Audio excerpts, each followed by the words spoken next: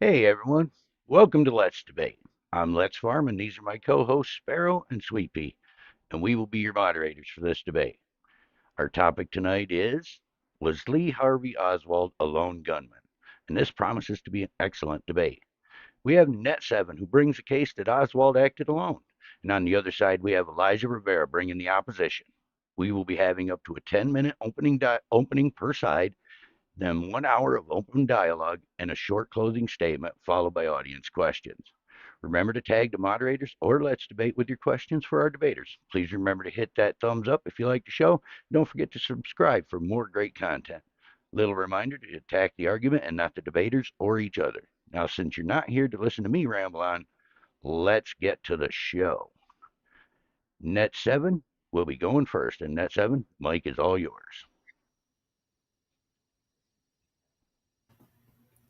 Well, thank you for having me, and I do appreciate the moderators for setting up this debate, and I appreciate my opponent for stepping up. Ladies and gentlemen, this debate has been one of the most longest ranging debates that we've ever seen. Who killed Kennedy? And ladies and gentlemen, the fact of the matter is that the evidence has been settled. It's not even up for really debate. The fact of the matter is that we know Lee Harvey Oswald and Lee Harvey Oswald alone murdered President Kennedy with a Karkanov rifle that he purchased, and that he shot and killed the president, and that he then later on, in an attempt to flee from his crime, murdered a Dallas police officer, Officer Tippett. And the fact of the matter is, ladies and gentlemen, the evidence for this case has been not just overwhelming, it's, in my opinion, completely settled. Ladies and gentlemen, I want to ask all those who are opponents of the Warren Commission to do a little poll with themselves. My question to you is this: how many of you don't believe the official government's telling of what happened on that tragic day in the Kennedy assassination? Just think for a second. Now, if I had an audience here, I'd have probably the majority of you raising your hands. So I'm then going to ask you this follow-up question. How many of you skeptics have actually read the official Warren report? How many? I can think at that point, ladies and gentlemen, the vast majority of you would say you haven't even looked at it. Ladies and gentlemen, you cannot dismiss what the government has had to say on this simply because you want to think that there must have been some grand conspiracy, that what happened that tragic day must have been some conspiracy by either the CIA or the KGB or the mob or whatever you dream up of.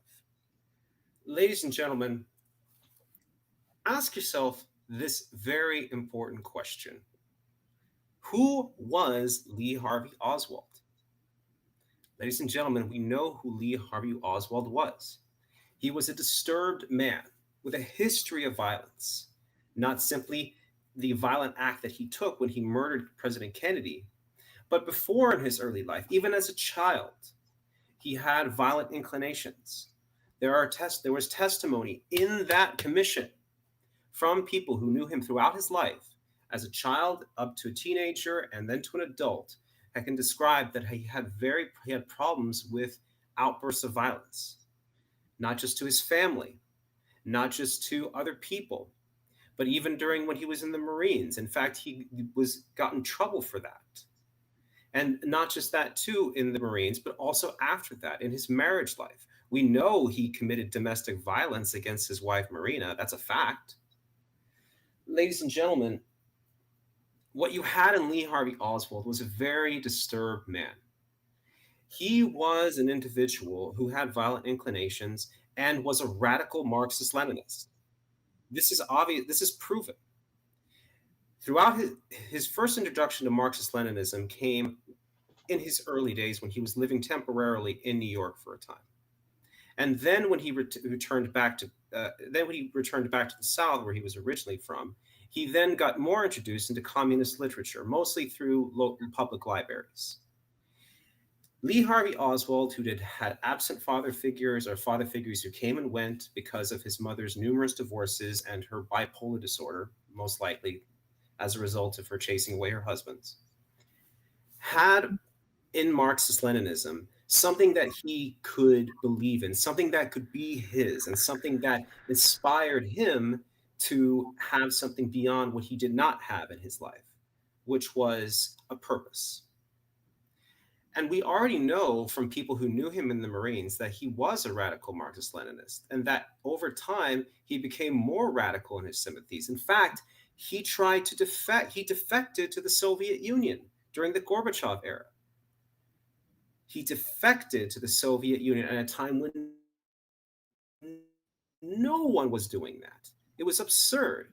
In fact, he tried to kill himself because of the fact that he was told that his visa was expired and he would have to leave the country within 2 hours, he went upstairs to his hotel room and he tried to commit suicide. He was that dedicated to the Marxist-Leninist idea and cause, a very serious Russophile, that he was willing to kill himself for the dejection that he suffered. And he was very elated when he was told that he would be allowed to stay in the Soviet Union longer. But he was very angry when he came back to the US with his wife, Marina, who didn't want to be in the Soviet Union anymore. She was not necessarily a capitalist or a strong pro-American, but she didn't want to be in the Soviet Union anymore.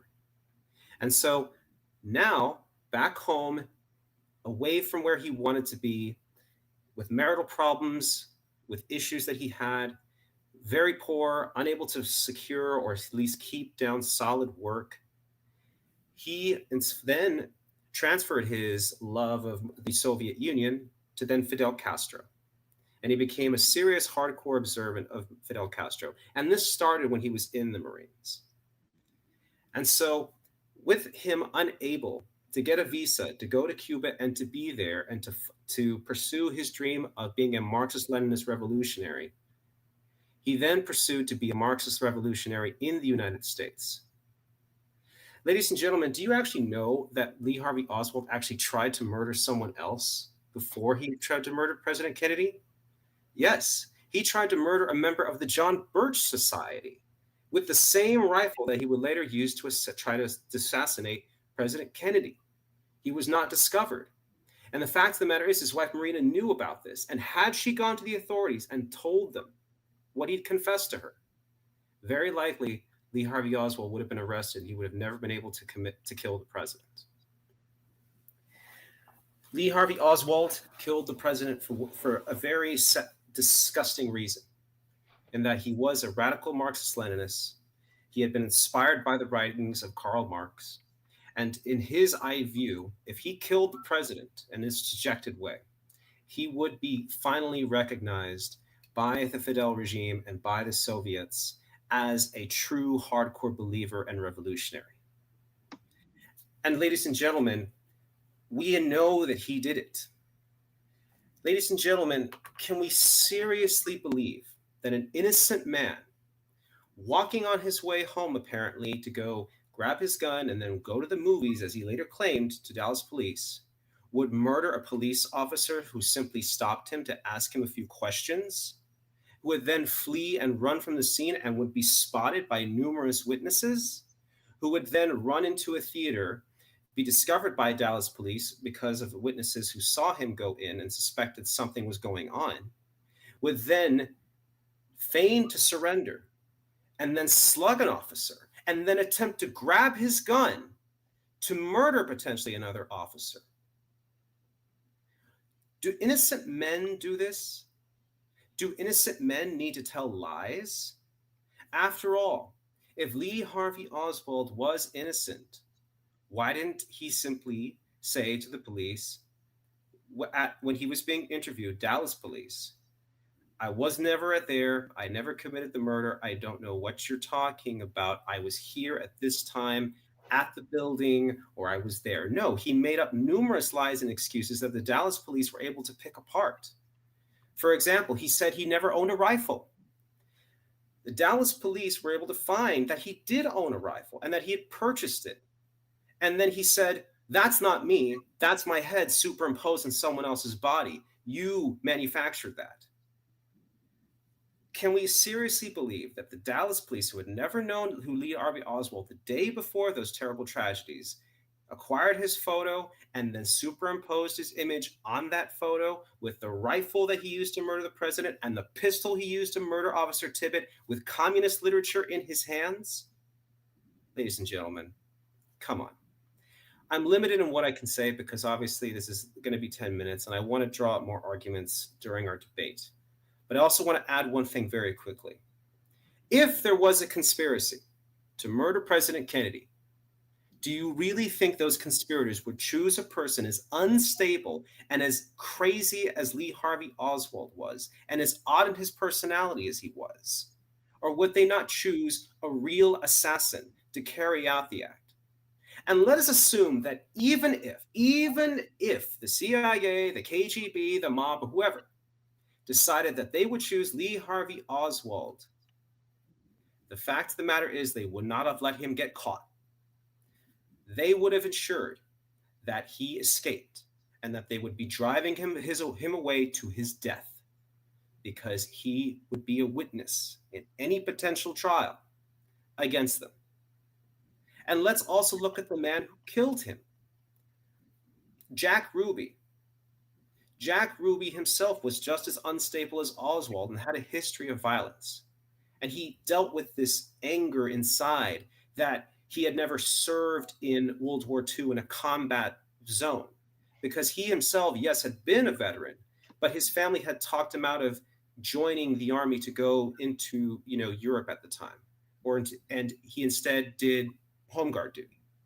And he lived with that regret. And when he saw President Kennedy's killing and when he heard of it, he was anguished. And this man who was mentally ill, in fact, we know that he had a degenerative brain disease. He went to be Kennedy's avenger. Let me ask you this.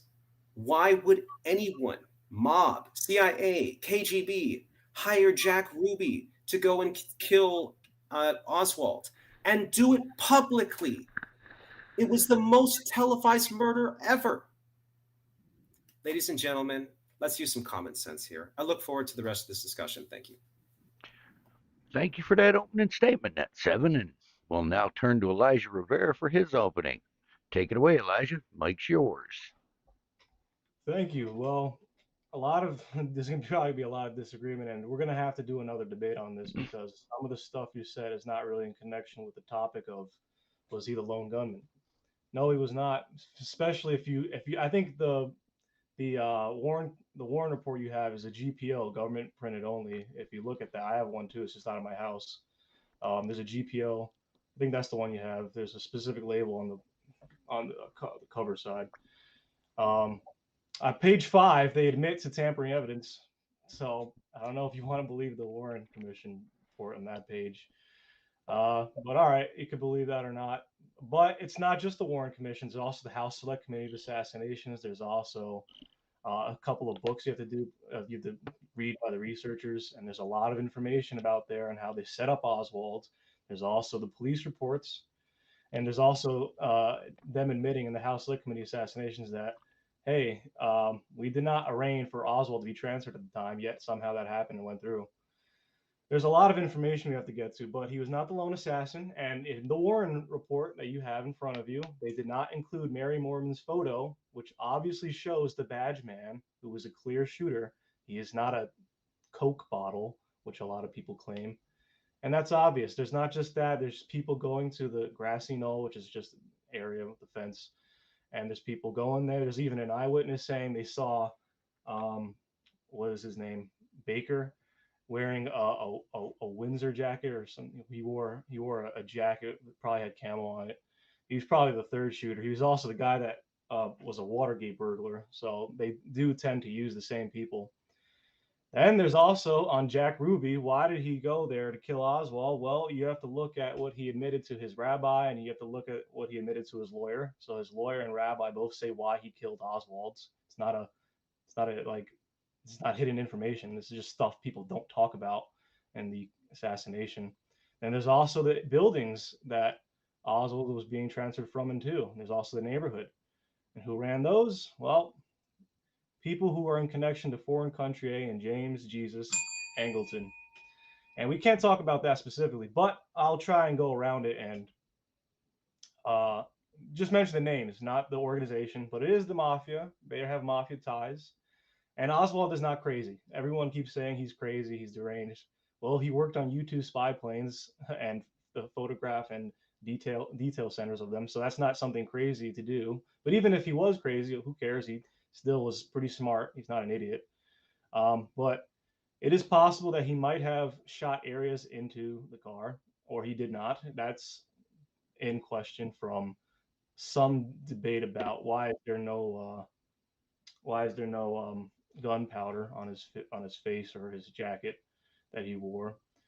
But that's just some of the evidence. That's not the main evidence I want to get to. Is the topic of, was he the lone gunman? No, he was not, because the Warren Commission did not include that report. They didn't include the McCone rally memo. Even if the rally memo itself is fake, there's an email on whokilledjfk.net between researchers and one of those guys in the memo.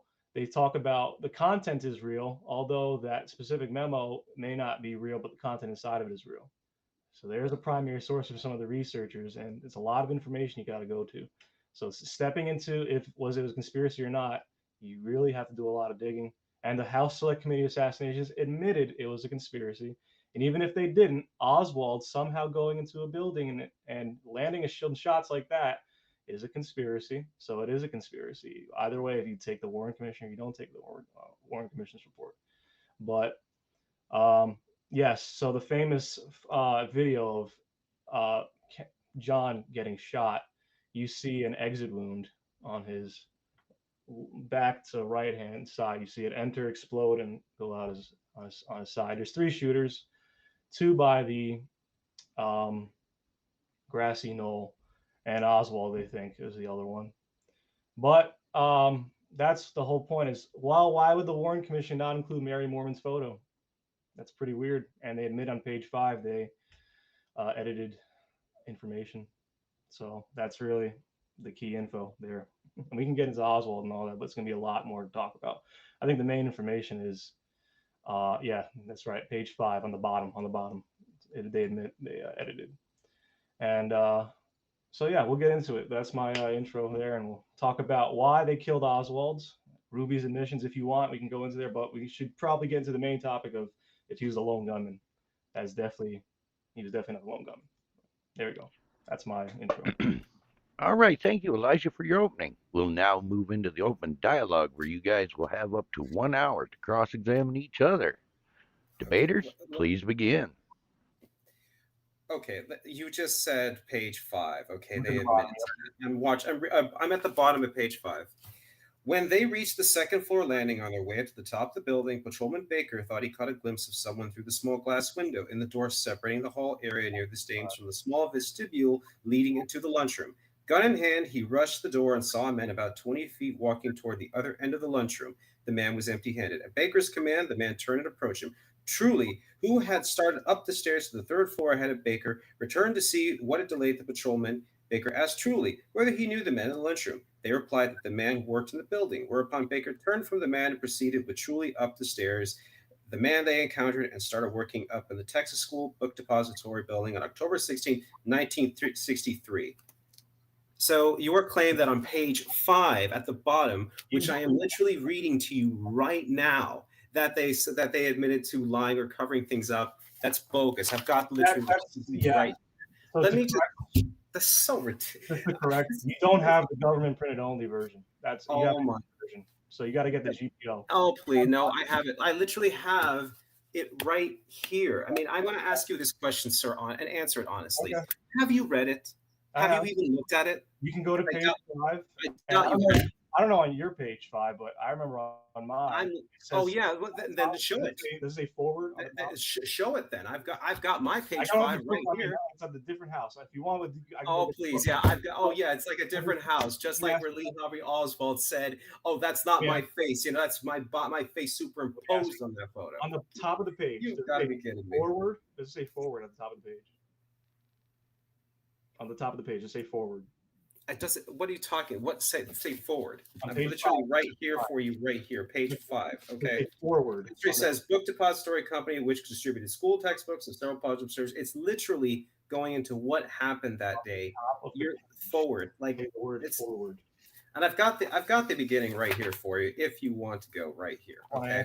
It's This right here, see right here. See what that is right there? Yes. I'll send you pictures. President's Commission of the Assassination of President Kennedy. Your commission to investigate the assassination of President Kennedy, having been completed its due assignment in accordance with executive order, etc., etc., etc., herewith submits its final report. Here is the final report, my friend. Yeah. It's literally right here. Anyone can purchase this if they wanted. In fact, I purchased it.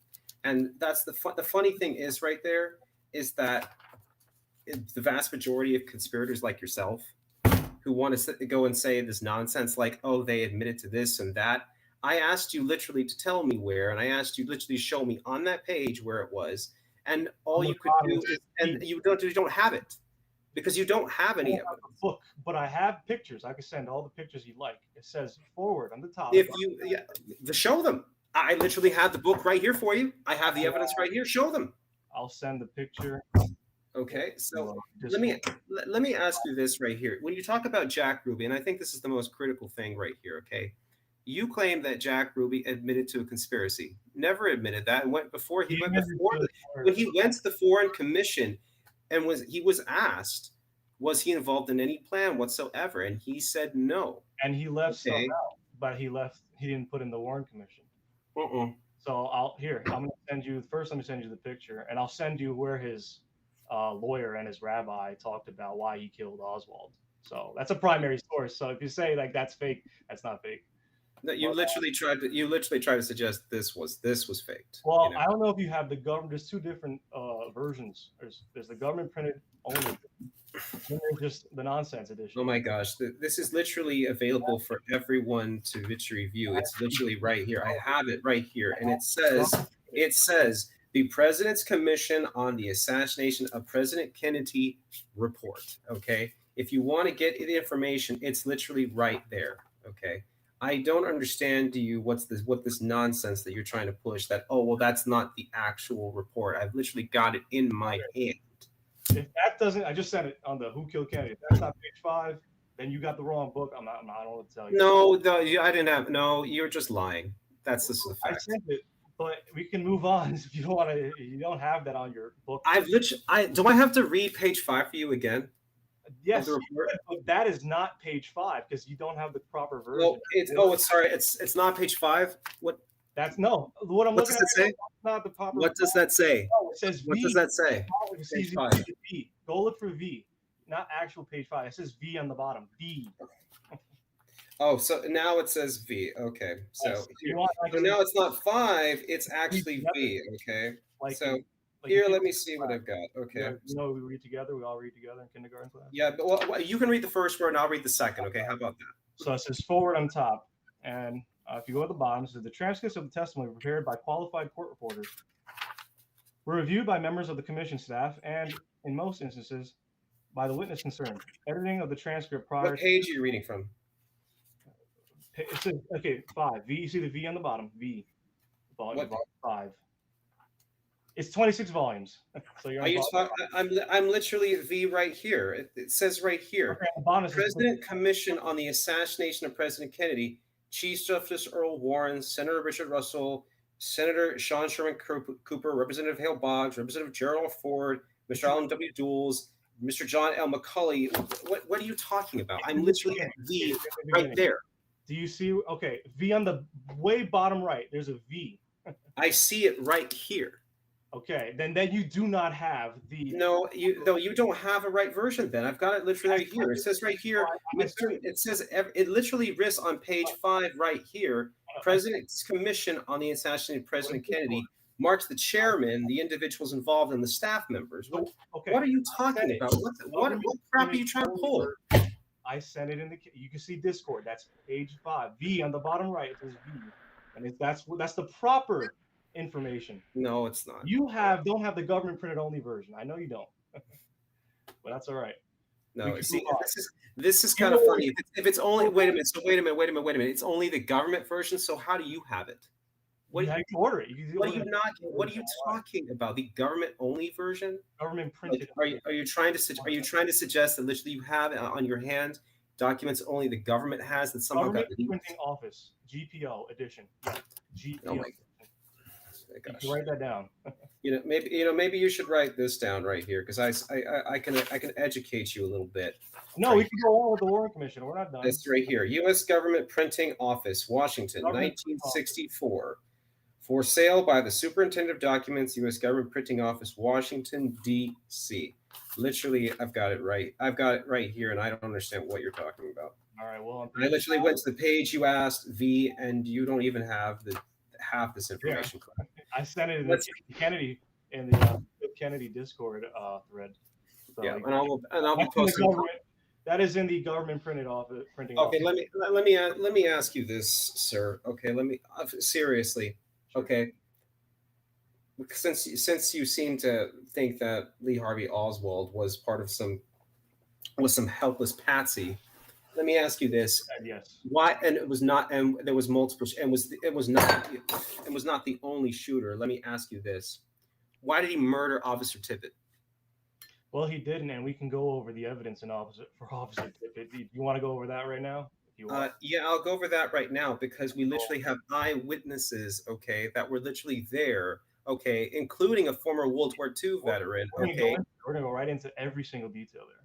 Yeah, so let's do that. Let's do that. Let me go pull it up. I have to get my stuff. It's in my archives. Give me a minute.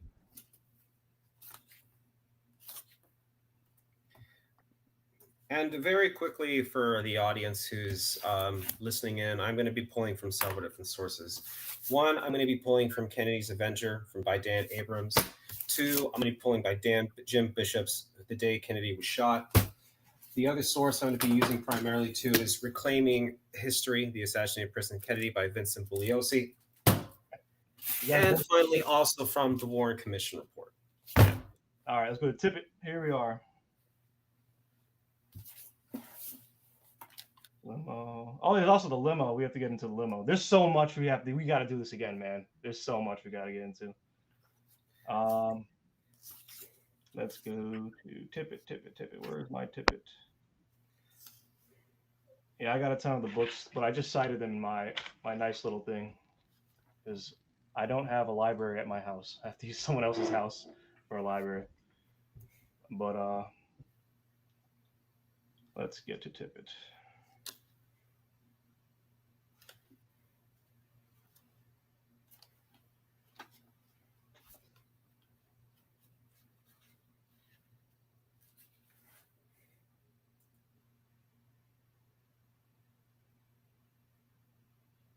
Give me 1 second. Sorry it's taking so long. I just have so much in here. Should have organized better. Okay, fine. Let's since you're taking your time. Until I get Tippit, we'll continue. Let's go with Officer Tippit then, while you find your stuff. Okay, ladies and gentlemen, I want to ask you a serious question. Why in the heck would Lee Harvey Oswald, if he had not been if he had not been involved with the assassination of President Kennedy, shoot a random police officer who wanted to ask him questions? Okay. Officer Tippit was driving, okay, and he heard obviously chatter on police radio about a person identified as potentially killing the president, and he got a rough description. And as he was driving around some neighborhoods, okay, that Lee Harvey Oswald was walking in, because at this point, okay, he had gotten back to his other living residence, okay, because he stayed at in a room in a house for the majority of the week, and then on weekends would go live with his wife, who was living at who we know with the house of Ruth Payne. And this time he was going back to his living quarters, and he changed his jacket. And then he acquired a pistol, and he was leaving, and he was walking around the neighborhood, and he shot and murdered Officer Tippit. In fact, he didn't just shoot him; he shot him multiple times. And then witnesses who were at the scene attest that he literally did an execution shot As Officer Tippit lay seriously wounded and or dying, he then fired a final fatal headshot into Officer Tippit, executed him, and then ran from the scene. Ladies and gentlemen, people who are innocent, that don't commit, are not engaged in a conspiracy, or who are so-called, like I'm in a patsy, don't go and murder police officers simply asking them questions. Like here's another thing, ladies and gentlemen, you have to really consider right there. Why, if Oswald is innocent, okay, which he wasn't, why murder Officer Tippit? A lot of people then try to suggest and claim that, oh, Officer Tippit was involved in the conspiracy himself. Really? Oh. Officer Tippit, who had a stellar record while with the Dallas PD, who himself was a U.S. Military veteran. Yeah, that's the kooky stuff. That's not true. No, it's not true. Yeah. No, it is. He was a veteran. Officer Tippit was a veteran. I don't agree that he was. Whoever's saying he was a part of the conspiracy is not. That's not okay. So so with what happened right there, okay, why murder this officer simply trying to ask you a few questions? And then think of this very important stuff. Remember this: innocent people do not need to lie. Innocent people only need to say one story, and that's the truth. Liars or guilty people have to make multiple stories as a part of a pyramid scheme in order to try and hide what they're doing, because they have to keep making up a story to prop up the prior story. So let's look at Lee Harvey Oswald when he was being interrogated by the Dallas police, who had no reason to, make him the fall guy. Okay. And the reality is, if you actually listen to the Warren report and you listen and the people who talked about that day, who were interviewed, I really highly recommend this right here, Reclaiming History, about that. A lot of the Dallas police actually did a marvelous job of catching Lee Harvey Oswald in numerous lies. In fact, they treated it like a typical murder investigation. It was the FBI who came in, and they were panicking because they were like, oh my gosh, like this guy Oswald, who we've been watching, just may have murdered the president. And they were afraid that Hoover was going to have their heads on a silver platter for the fact that, hey, if we killed this guy, this guy killed the president and we didn't tell him about it, he's going to have us, for a silver platter. And the reality is that the Dallas police caught Oswald in lie after lie after lie. For example, one of the biggest ones that he made was, I never owned a rifle. And they had a photo of him with a rifle and with the pistol and with communist literature. Now, this is the funny thing that people need to remember, is that this is something that's been forgotten. Marina Oswald actually tried to burn that photo. See, she burned one of the photos to suppress that evidence when she was with Oswald's mother, when they were moved to a hotel for their personal safety in the midst of the killing, okay? They burned that photo, and I thought they had burned the only one. But the reality is that they didn't burn the originals. And so when the Dallas police and the other individuals in the FBI and such went to Oswald's residence and Ruth Payne's residence, and were searching through, the house, they found the originals. And so I don't understand how they found the originals. And those originals showed that Lee Harvey Oswald had the rifle, he had the pistol, both the murder weapons, one to murder Officer Tippit and one to murder President Kennedy. Now, did someone go sneak into that house, plant that evidence, and beforehand manufacture a fake photo, superimpose Lee Harvey Oswald's photo on it? I mean, come on. Yeah, all right, we can talk about Tippit now, but that info you mentioned, yes, he did have a rifle and a pistol. That's not too important, though, because we all know if you work on U-2 spy planes, you're not crazy. You're working for the Office of Naval Intelligence, which was across from Guy Bannister's office, where Oswald was under, handing out leaflets for Castro, quote unquote, soon to be operatives. But yeah, so the McCone rally memo destroys this whole case, saying that Oswald's crazy. But let's go to Tippit. I got the Tippit info. I think you'll like it. All right.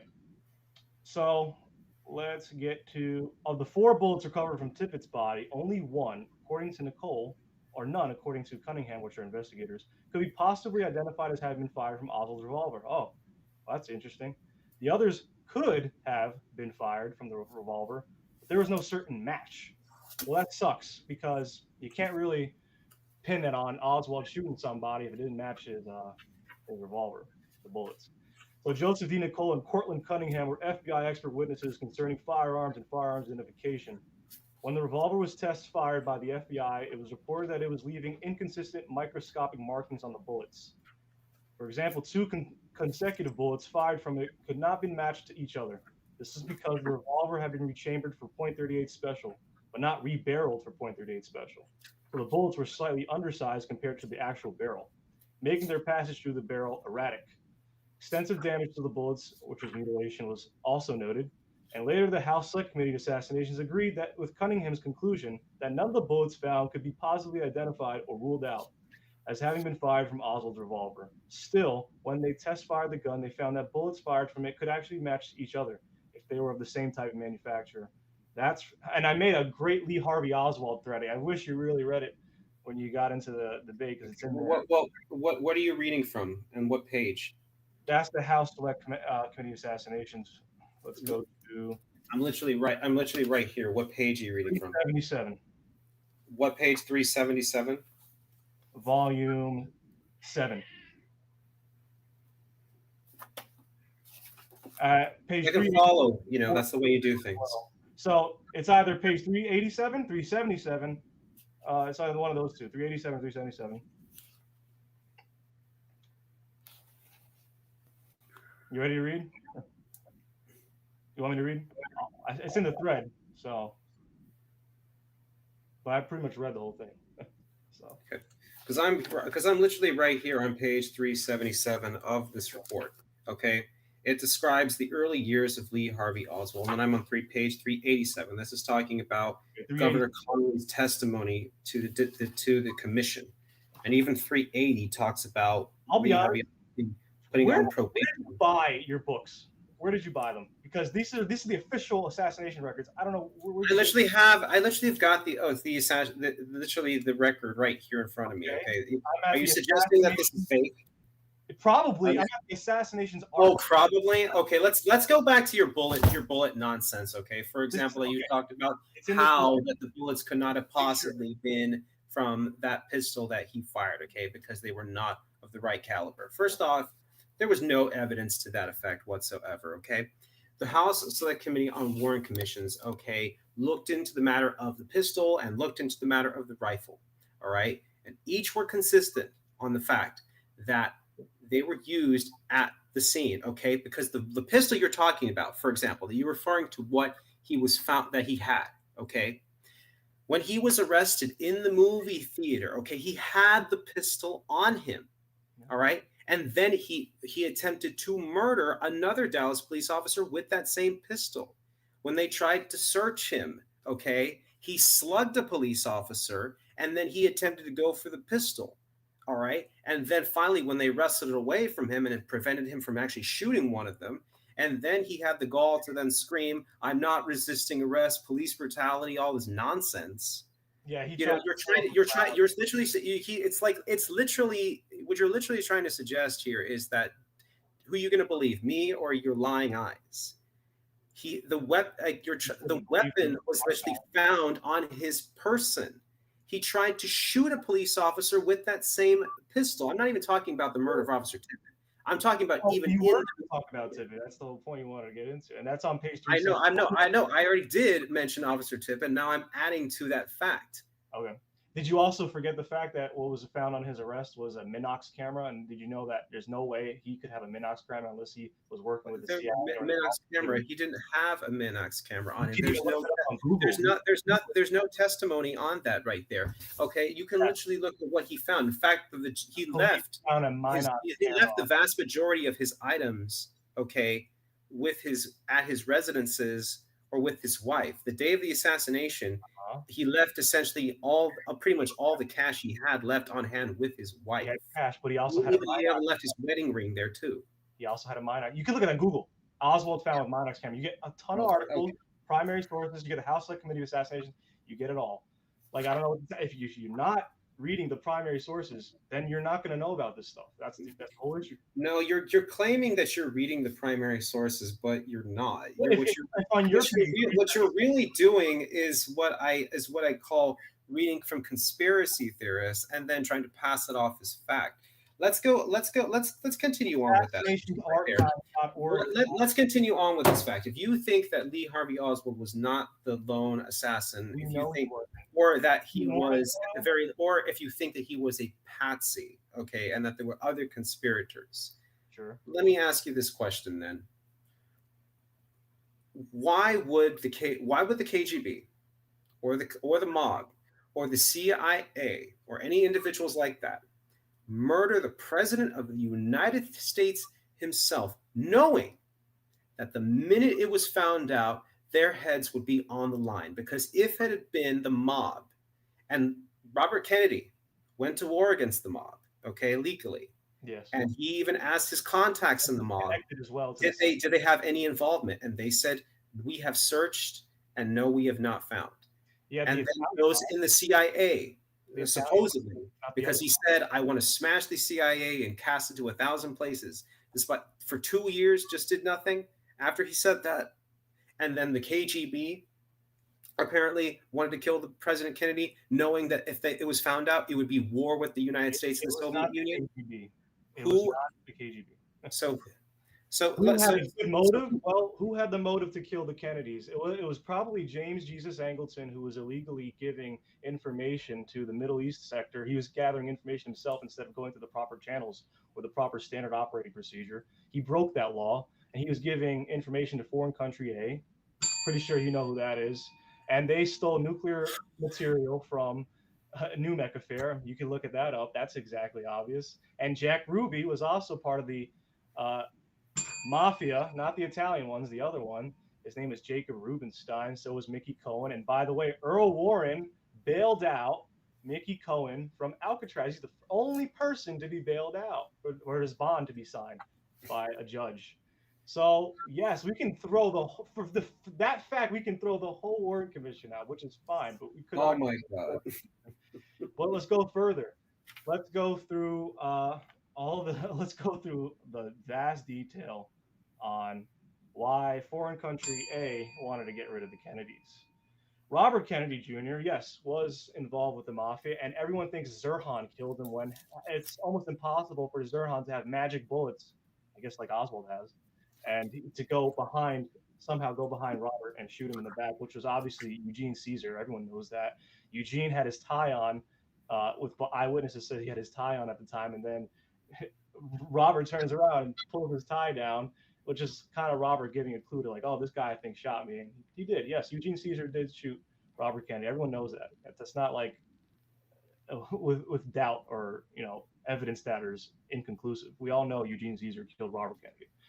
And so it's the same people connected. Eugene Caesar worked in tangent with people connected to Johnson. And Johnson was sleeping with an Irgun terrorist.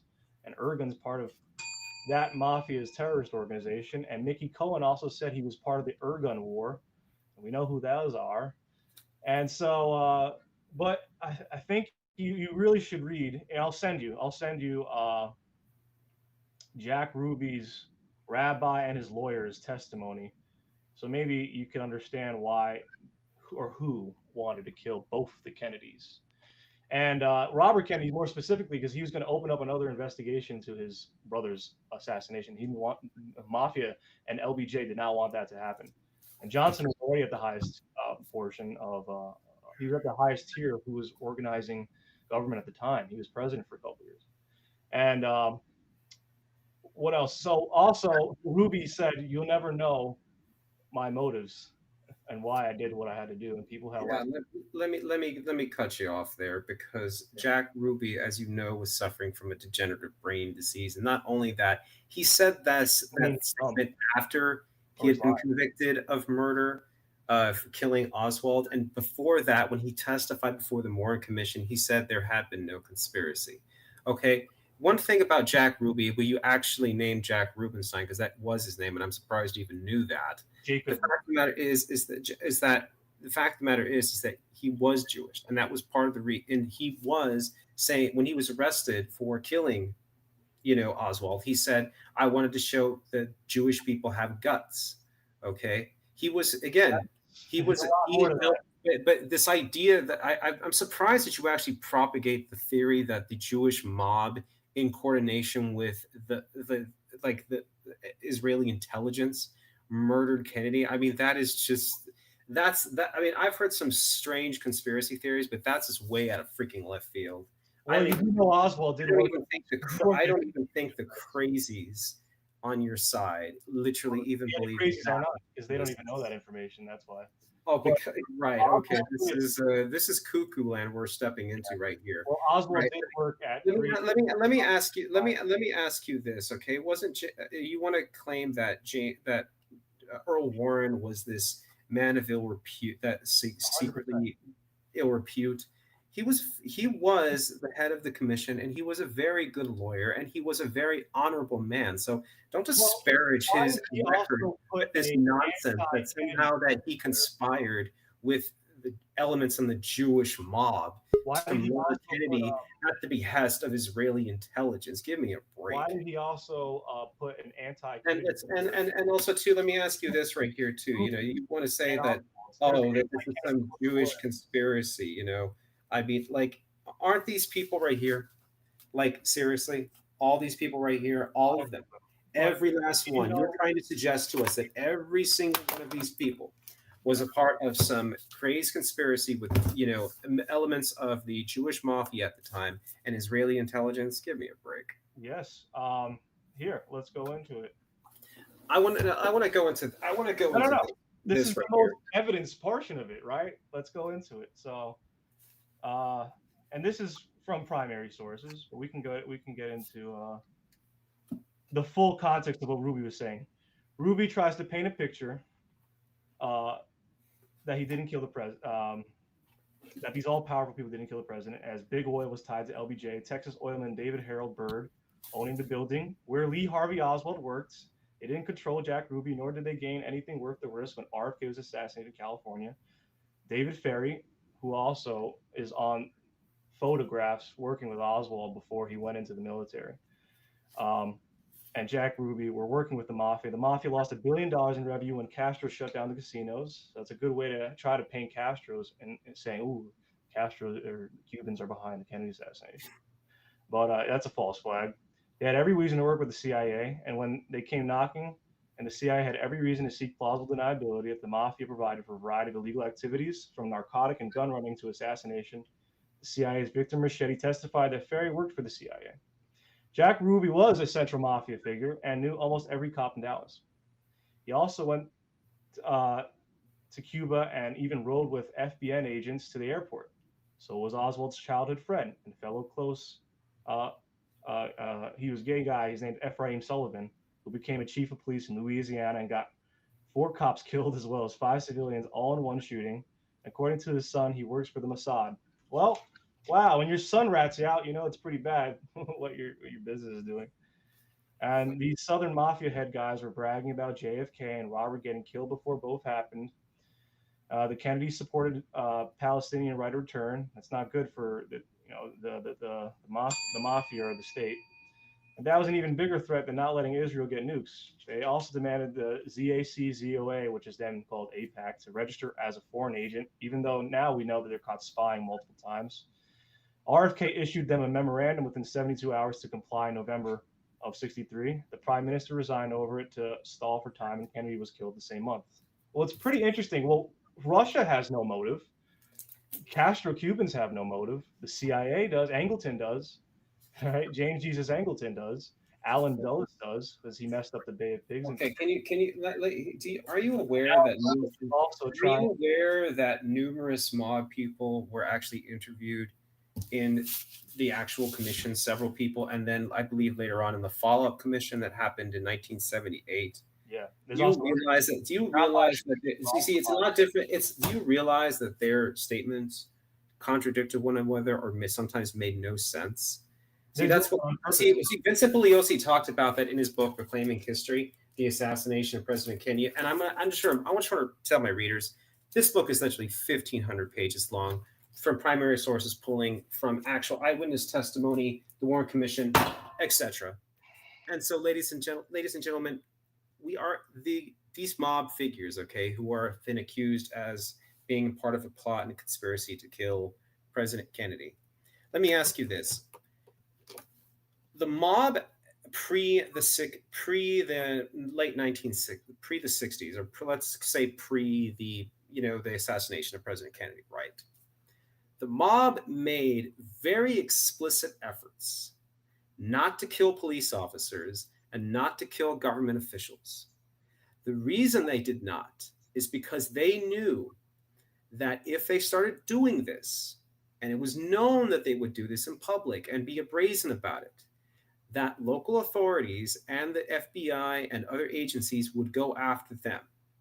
One of the things about the mob, which they loved, especially back then, was their secrecy.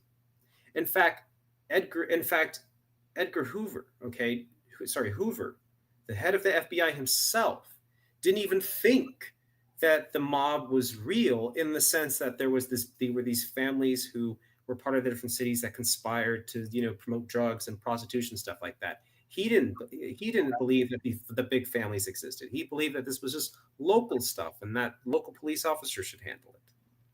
It was Robert Kennedy who went to war against the mob because he understood that these were all related. Now, the mob, are we to suppose that the mob, whether it's Italian mob or Irish mob or Jewish mob or whoever, as my opponent suggests, okay, would, after decades of trying to remain under the radar and avoid the killing of public officials and police officers because they did not want the heat on them, would snap their fingers in a minute and then decide, because of Israeli intelligence talking with them, that they're going to now kill the president of the United States himself? Does that really make any sense? Especially if their involvement was discovered, they would be the ultimate goal of, they would be the targets of the government to destroy completely. Nonsensical. Well, and let's just go off your premise just for just 1 second very clearly, that let's just suggest that the Mossad and Israeli intelligence was behind it, and that Oswald was a patsy. Let's just buy that argument for just 1 second. If their involvement was discovered, that would have meant a war between the United States and Israel. Why would Israel, which was part of the Western sphere at the time during the Cold War, and Egypt and other Arab nations being in the Soviet sphere, why would you kill the head of your biggest benefactor in the West in order for what purpose and what reason? So you could have nukes? Yes. So that you could so that way, there would be no right of return or something like that? No, you would not. Yeah. The minute it's discovered, your status disappears immediately. And not only that, you would risk war. It makes no sense, okay? I mean, it does make sense. I don't know why you're putting the negative out.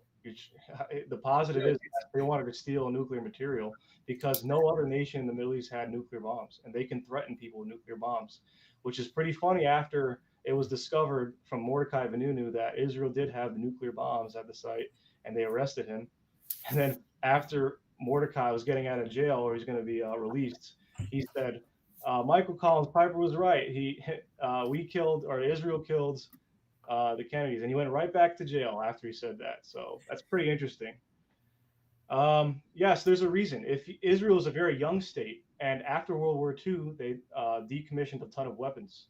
And so at the time, if you look at NUMEC on Rumble, made by this guy, he explains how there was gun running, there was TNT bomb running from Jersey ports and New York ports from people who were trying to smuggle weapons and dynamite into Israel, and Irgun at the time, which was then going to become the IDF, which were terrorist groups. And these terrorist groups were purposely trying to dissuade and hurt their neighbors to bring in immigrants from who suffered from the Holocaust. And there was a ton of charities. There was a ton of in interests like the Sheen family and the Cohn family.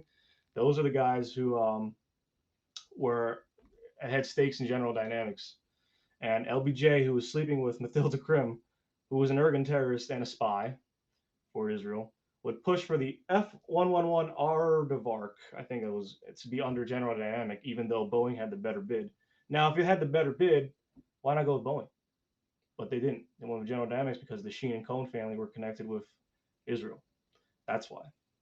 And you have special interests. You only have lobbying. You have sleeping with vice presidents. You also have the mafia having large control of the ports.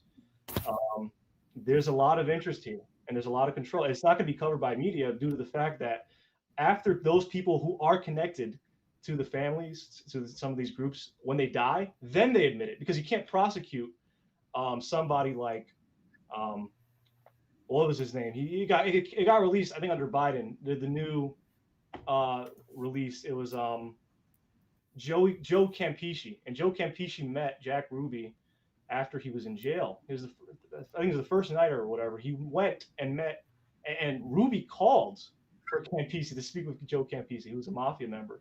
And you have I think it was page 9 in the new releases, you have Joe Campeche, the FBI, and the CIA admitting, yes, we used Campeche for operational intelligence for some of our operations. He was an asset for us.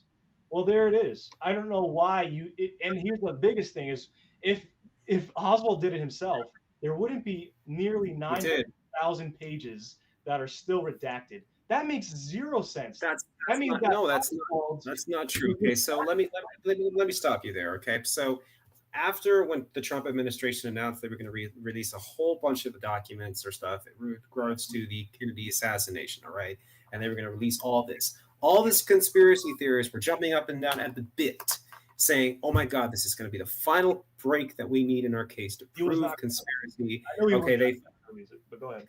They thought that they were going to finally get the nail in there. They were finally going to be vindicated, or so to speak. Okay, sure. A bunch of stuff was released, and guess what? Nothing. No big fanfare.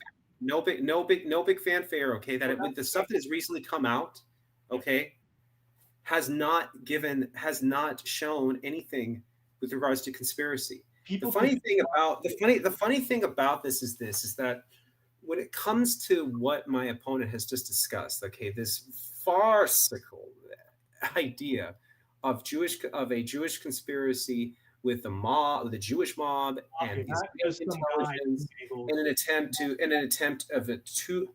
to literally kill the president of the United States, you know, and that the guy who killed later on Robert Kennedy, who was a PLO terrorist, okay, was somehow involved, you know, too. Okay, not a PLO terrorist. Yes, he was. Yes, he was. No, yes, he was. He was. No, he was a PLO. You know, he was a PLO sympathizer who murdered Robert Kennedy. We'll go over that. He thought that Robert Kennedy would be more sympathetic to Israel. And so, and this is so funny how literally the far left and the far right meet together to give these wacko conspiracies. Okay, because the reality is that the first conspiracy theory about Oswald, people saying that, oh, he was a patsy like yourself and that he wasn't the only killer and that there was this conspiracy. The first person who started those myths was a communist author, okay, and made these claims before even the Warren Report came out. So you guys were already, you on the far right, and then the other people on the far left. And I'm sorry I'm not trying to say you like you, because I don't want to assume about you. But I'm saying that the people out there who might be watching, who are on the far left or the far right, both met on this same issue because they both have a vested interest in delegitimizing the United States government for their own aims. One just has a far left perspective, the other has a far right perspective. And then there are, unfortunately, a lot of dupes and kooks who buy into this, unfortunately. You know, here's what I want to say. Let me ask you this. Let's go back to the day that Kennedy was murdered. Okay, the morning of. Okay, when Lee Harvey Oswald was being driven to work. Okay, by Ewell Frazier. Okay, Ewell Frazier. Okay, when he was picking him up, when he was there at his residence, you know, Lee Harvey Oswald came to the residence to drive with him to work, okay, which was normal, okay? And so he then saw him with a bag, protruding from under his arm. And then he asked him, well, what's in the bag? And he said, there's curtain rods, I talked about, because he said, I want to go back to Ruth Payne's house to get some curtain rods. Yeah. Ruth Payne later testified that she had, yes, curtain rods in her house, but Lee Harvey Oswald never asked for them. And so when he had under his bag, and then he took that to work, right? He then later on to the Dallas police said, oh, that was my lunch. But he had told Ewell Frazier, when Ewell Frazier asked him about lunch, he said, oh, well, I'll just buy it at work. He told an inconsistent statement because he was lying, because hidden in that bag was the Karkanov weapon that he used to murder President Kennedy, that he either A, had broken down, or B, had and was just trying to hide. Now, people want to suggest from your side, for example, that there was a conspiracy to kill President Kennedy.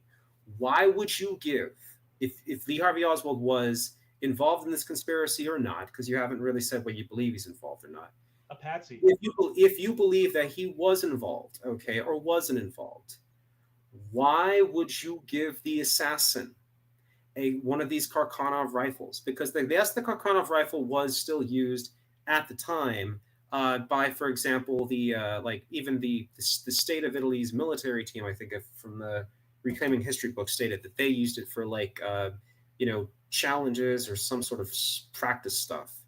It wasn't a great rifle. If you're going to kill the president of the United States, you're going to give your marksman the best rifle possible to kill the president. You're not going to give them a rifle that you can mail order buy. He wasn't. Lee Harvey Oswald had that rifle and used that rifle was because he could afford it. And he killed the president with it because it was the rifle that he could pay for. And that's the rifle that he chose. And he killed the president with it because it was what he had on hand. And the fact of the matter is that yes, he was not an expert marksman, but in the Marines he did qualify as a sharpshooter. Yeah, but and also those who were in the Marines with him who were with him. Okay, now this, I don't know if they testified in the Warren Commission about this, but they at least did testify to it later that Oswald wasn't a poor shot. He just didn't really apply himself. And Mr. Delgado, who was with Lee Harvey Oswald in the Marines and actually had pro-Castro sympathies, just like Oswald did, had said he wasn't really a poor shot. He could have done better if he had tried. He just didn't. He was just very lackadaisical about it. There's 3 classes when it comes to being a shooter in the Marines. I believe it's sharpshooter, elite, and something higher above. He was the lowest, which is sharpshooter. He was on the lowest portion. Yeah. He was not middle. He wasn't high. He was in the lowest, which is sharpshooter. If you want, I'll send you a picture of what the Marines classified it back in the day as. But he was the lowest, and that's from, I think the House Subcommittee or the Warren Commission itself is what position he was. Yes, he was used as a patsy because he was not meant to kill the president. He's meant to just shoot at the car, probably, depending on if he was actually with the shooter or not. But let's say he was a shooter. I'll grant it. Maybe he was one of the shooters. He's definitely not going to hit the president. And we know from the video that Geraldo Rivera released finally on what was it, JD something took secretly. His head didn't go forward, or it went back into the left. Like, I don't know how obvious that is. And the fact that you have the Warren Commission, your version or my version that I have, the government printed office, there is no Mormon photo. Mary Mormon's photo was not in the commission. Why? Because if you do further investigation, if you do further research, you see a Dallas police officer with a badge shooting at the president. That's the famous badge man photo. You can find that on Wikipedia. I mean, that's like the nail ender. The fact that oh God, wait a minute. I'm going to stop you right there. You literally said Wikipedia. I'm going to stop you right there. You can't. Okay, Wikipedia, for example, is literally one. It's not a source. You can't cite that in any form whatsoever. Whether you're a journalist, a writer, or college paper whatsoever. 2, You know that that's not true, okay? Okay, we know in the Zapruder film, okay, what we watched, okay, we saw what happened to President Kennedy, okay, when he was okay, with the first shot that hit him, okay, which hit him, okay, and he went this way towards there because because essentially he was just reacting to the first shot and he was going down, and if his wife was coming here trying to figure out what was wrong with him, and then the next shot, okay, that hit him blew his brains out, okay? Go forward. Okay. No, you're not. No, let me finish right here, okay? Because the muscles, okay, in the back of the head are stronger than those in the front, okay? The exit wound shows that he was shot from behind, not from the front. No, okay. His body went to the Navy. The matter that was sprayed out, okay, by experts at the time, which would show, okay, where's the matter of the brain matter I'm talking about, the brain matter of the president himself from his cranium being literally ejected from his body from that bullet, okay, that matter sprayed out in a manner that would show that he was shot from the back, not from the front. A lot of people have tried to say that because the president, when he was hit, you know, people have described it like essentially like take a baseball bat, for example, right? You know, to the front, right? As if like he was shot from the front. But that's not the way, though, that the body would react necessarily in that situation. Just because you're shot from the front, the head goes back. Because muscles react differently. He doesn't have special bodies react differently. It's not like the movies, okay? When you are shot, okay? The experts who were on the Warren Commission who testified to this looked into this matter, okay? Well, they already, as I said before to you, that their conclusions that they came to was that he had been shot from the back. The exit wound, okay, was where his brain matter exploded out of, okay, clearly showed that. And if you take the Zapruder film, and the Zapruder film is really some of the best evidence that the government has in its case, okay, because you can break it down and show where the brain matter exited from the body. Clearly indicates that that final shot came from the back. It did not come from the front. Okay. Not from the front. Otherwise, if it had gone from the front, from the side. The front. Okay, if the bullet had come from the front, as a lot of people have tried to claim, okay, from somewhere in the front, okay, somewhere in the front, the exit wound would not have been somewhere here. It would have been somewhere back here. The matter would have sprayed out in a totally different direction. All right, the president's literal brains were shot out of his head, and that's the first shot that hit him, he could have survived from. The doctors have stated that he could have survived that shot. It was the second shot that killed him, and that there was no survival at that point. It's already been testified in the day that Kennedy was shot that the doctors essentially knew he was dead. They were just trying to keep him alive, and in the false hope that somehow they could save him. What hospital he was at? But the reality is, though, is that I hear you mention hospital, and I think what you're trying to suggest is that somehow there was a conspiracy there too from the doctors or the surgeons or the nurses. No, you just need the nurse and the doctor, and you also have the fact that the limousine was not. It was washed out, which means that's evidence tampering. I don't know what to tell you. No. Washed out. That's from the official hospital report. That yes, the limo was washed out, and the hospital he worked that was working there was Navy intelligence. That was the Navy hospital. He didn't go to like any normal regular hospital. He went to the Navy hospital, and the Navy hired Lee Harvey Oswald. That's in the Macomb Rally memo. So yes, we have conflicts of interest everywhere, and we also have no. The Navy did not hire Lee Harvey Oswald. Okay, Lee Harvey Oswald was a Marine, and he was not working on secret spy. Yes, he worked on spy. No, he did not. He worked. No, he did not. He worked in Japan in an area involved with radar to help planes that were U-2 spy planes. No, they're not spy planes. Essentially, any planes from the Soviets or the Chinese that were flying outside of their zones were to be essentially they were to help the Air Force alert to them that hey, those guys are out there and you need to go take a look. Okay, so he was not in any sort of secret like government agency or military agency. Definitely was. In fact, no, he was not. And you talk about the whole incident with regards to Kennedy being killed, okay, and then suggesting that that he went to Bethesda Hospital, okay, was where he was sent to because because essentially you want to suggest that it was owned by the Navy, and Kennedy was a Navy veteran, mind you. He was sent to Bethesda Hospital because they were trying to freaking save his life. Because they were because they were hoping in the vain hope that they would be able to save him. Okay, they would not. And the reality is that the doctors who were involved with trying to save him, they got into an argument and fight with the president's personal doctor and individuals from the federal government, like the Secret Service and stuff like that, not over attempts to save him or rescue him or where to treat him.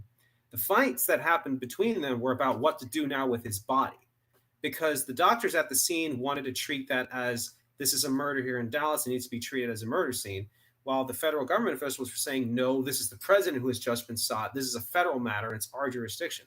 And they both fought over that, and eventually they whisked his body away to Washington, not because of some conspiracy, but because because the Secret Service and the other agents involved and the president's personal doctor did not want to essentially wanted to get the body and taken to Washington, not out of conspiracy, but because they were trying essentially to help Jackie Kennedy, because they wanted her to be able to have his body, to be able to say goodbye and rest in peace rather than treat it as a murder exhibit. Now, we can argue whether they were right because they weren't, in my opinion, but this does not show conspiracy. The people who are involved with this clearly show that there was a matter of a personal conflict of what to do with the fact that this was the president of the United States who had been shot and killed, because there were local policies for what to do in a traditional murder case. Yes, but this was the president. Policies, yes, I know. But yes, they should not have done that. I'm not disagreeing on that end. But to say that, oh, we have to believe the Warren Commission when they're leaving out key details, they're leaving out. Actually, even I think in the Warren Commission, they said, would you open up the possibility if new evidence comes that there's conspiracy or not? They said, yeah, I think they said yes. I forgot which page. I'll look at that. What page? What page is that? Again. But here, I'm gonna go try and pull that up. Let's see here.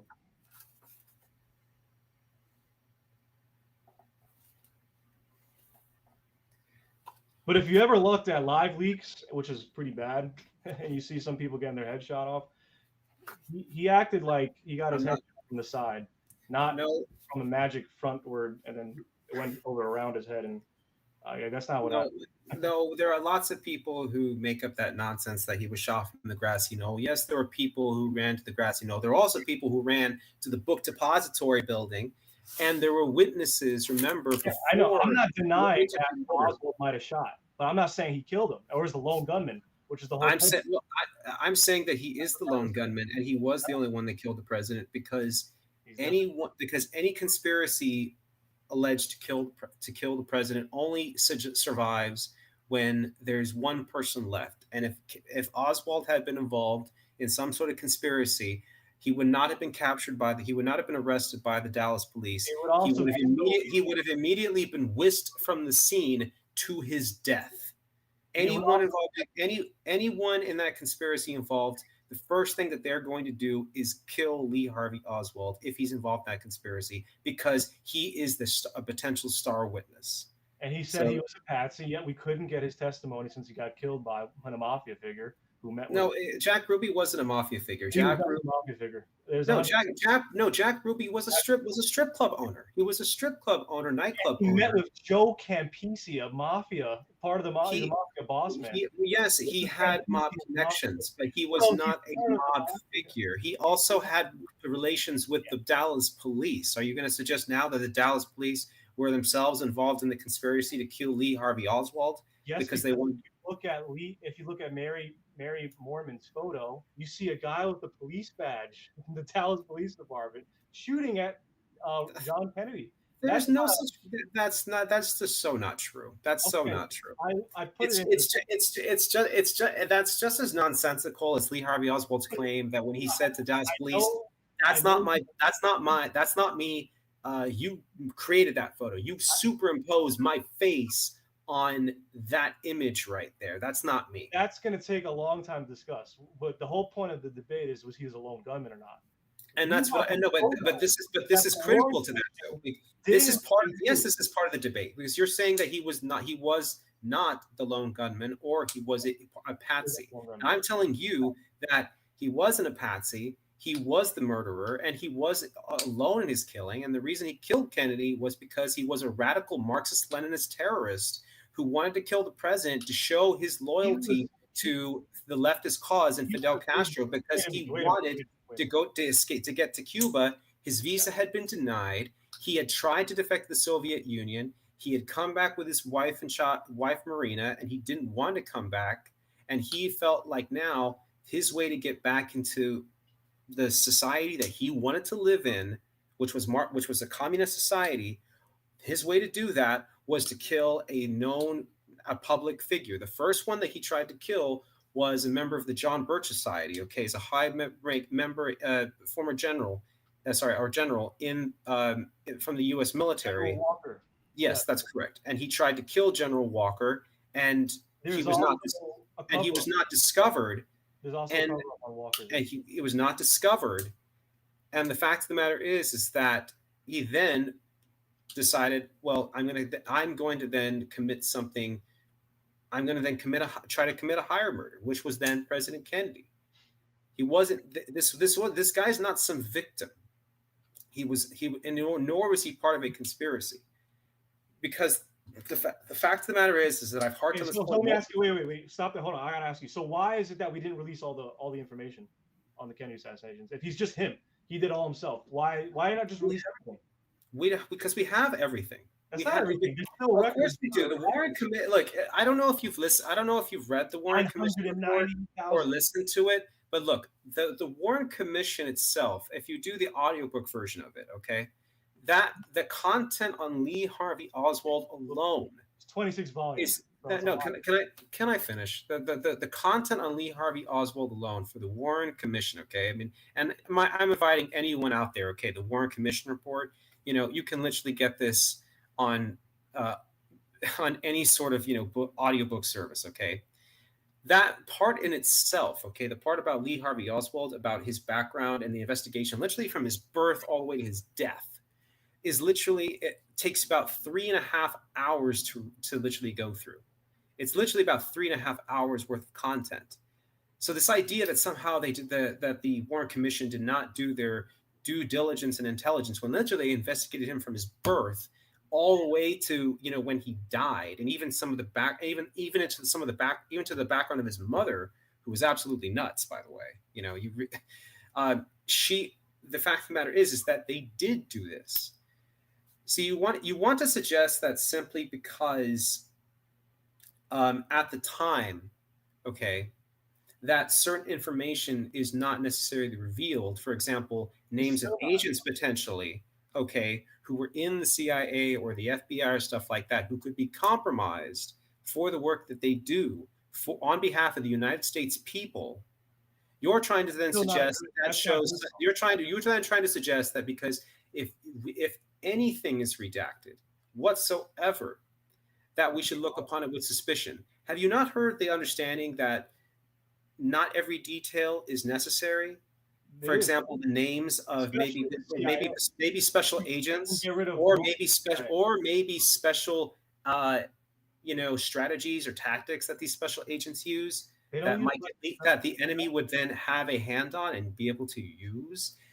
Here's the thing about the Warren Commission report.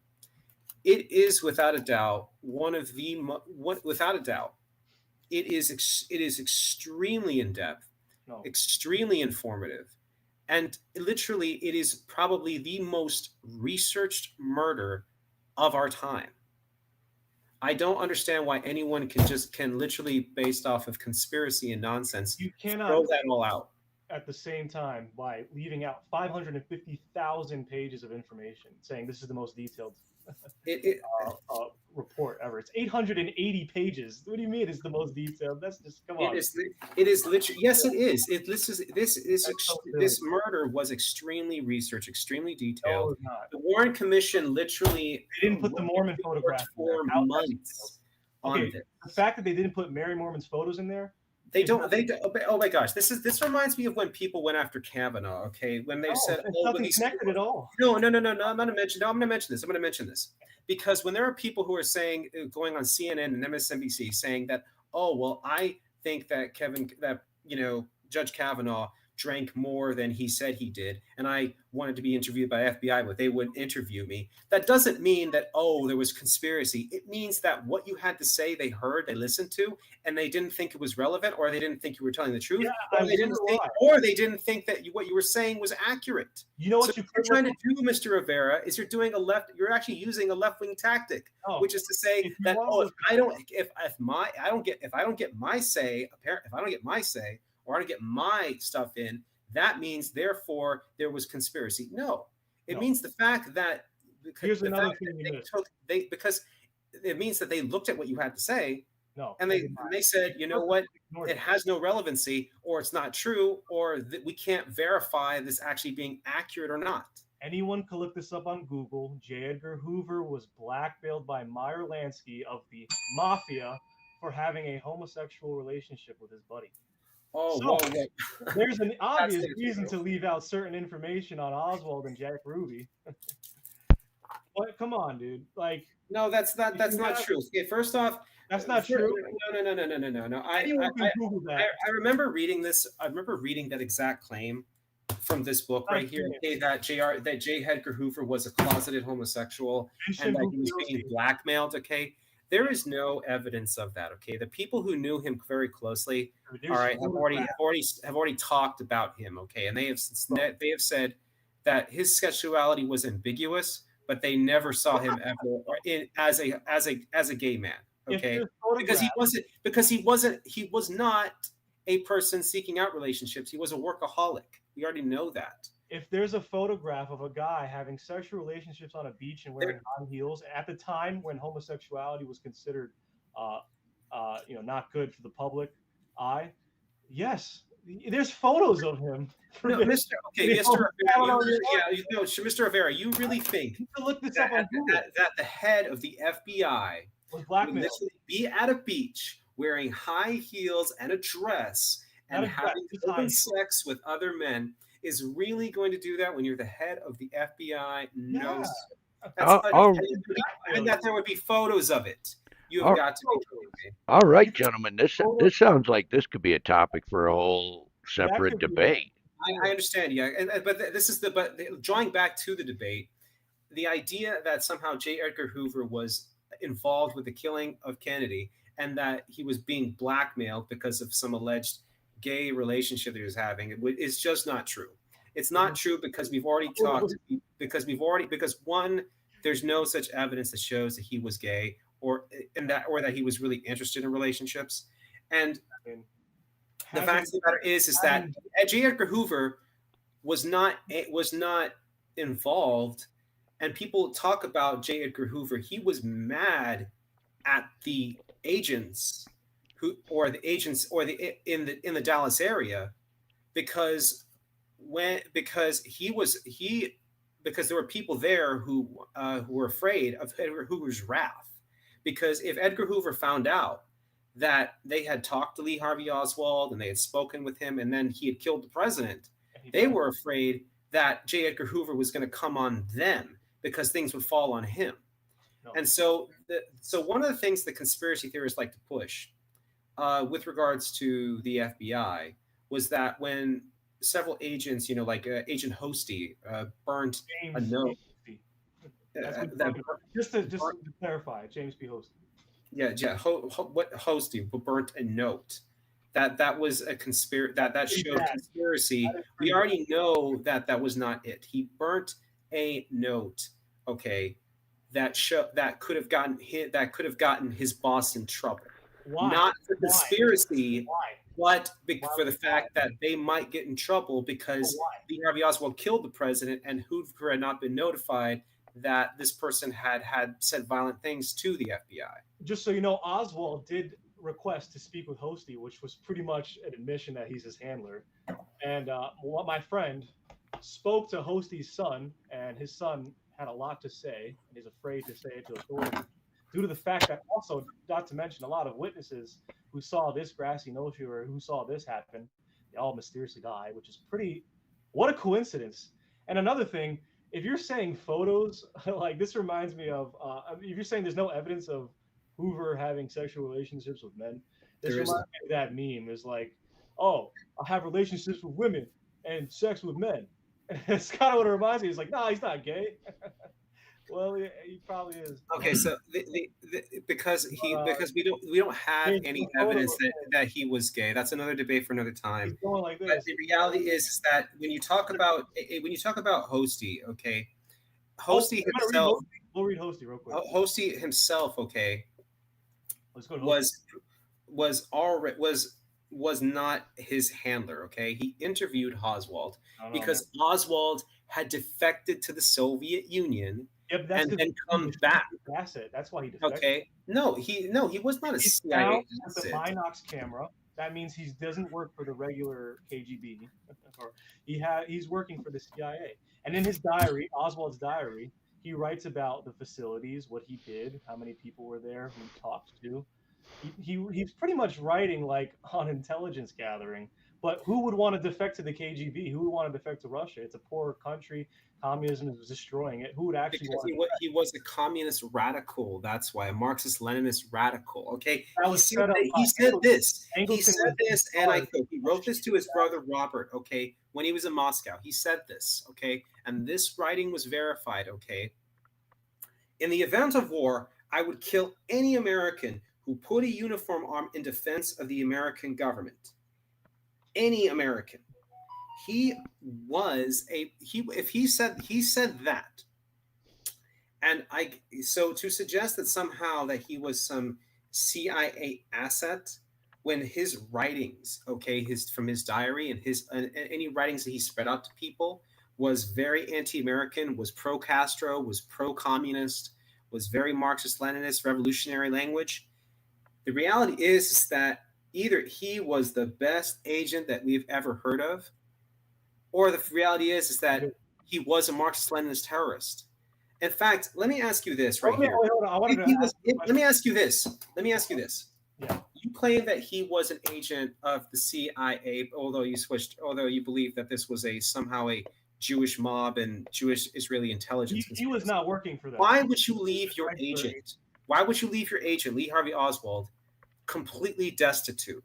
I'm not even talking about, just being able to flaunt your wealth. Okay, that's what I'm talking about. I'm talking, why was Lee Harvey Oswald so poor that he had to struggle to make money, and he had to send his wife to live in with Ruth Payne because he couldn't even really afford a place for the family? He got a loan from the State Department afterwards, and also the way he got to the Russia, he didn't even get through the proper channels. He went through I think it was Copenhagen and some other area. He went like through an improper channel. That we have to get through. It's like the history of Oswald. That's a great debate we can have. But he didn't go through proper channels, and the fact that he's working pretty much in YouTube spy radar sites, he discovered Oswald himself had. We think this is a theory. Now this could be in the papers that are still redacted, but there's a theory out there that Oswald was one of the guys that released images on the Dimona plant that was discovered, which Kennedy wanted information about.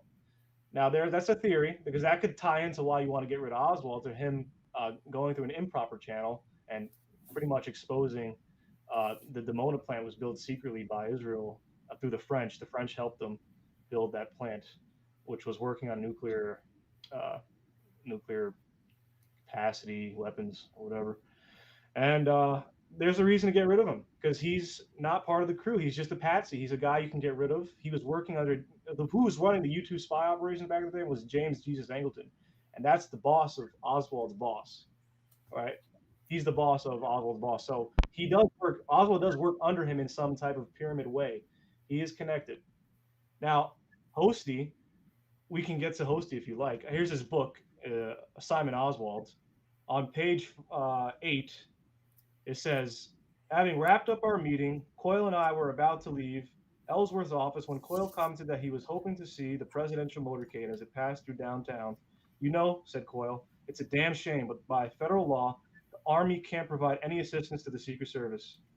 There's also the Secret Service end on that out. That's, I think, Baker. Baker was framing himself as a Secret Service agent during the time, and he was wearing that Windsor. That Windsor was camo, by the way. And he says, I think the FBI should have more active role too. I said, but as you guys know, the Secret Service wouldn't have it. That's nothing Ellsworth said. The ATF is part of the Treasury Department, just like the Secret Service, but they want absolutely no help from us either. And then some more damning stuff, if you go down to page 62, you got Agent Bob Barrett also relayed his encounters with Oswald on Friday afternoon.